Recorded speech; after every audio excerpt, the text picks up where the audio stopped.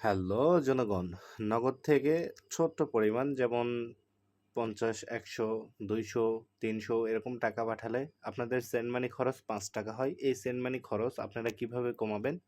আজকের এই ভিডিওতে আমি আপনাদেরকে দেখাবো। এজন্য আপনাদেরকে ট্রান্সফার মানিতে ওকে করতে হবে।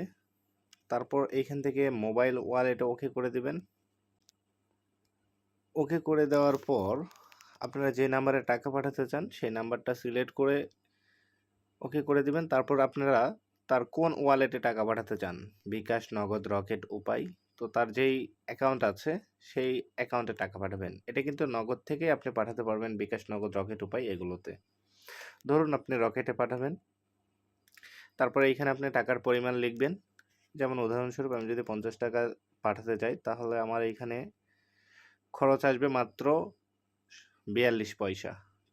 সুতরাং আমাকে ছোট্ট অ্যামাউন্ট পাঠানোর জন্য সেন্ড মানির জন্য ৳৫ খরচ করতে হচ্ছে না। আশা করছি আপনারা সবাই বুঝতে পেরেছেন এবং এভাবে আপনারা নগদ থেকে রকেটে টাকা পাঠিয়ে সেন্ড মানির খরচটা কমিয়ে আনতে পারবেন। ধন্যবাদ সম্পূর্ণ ভিডিও দেখার জন্য।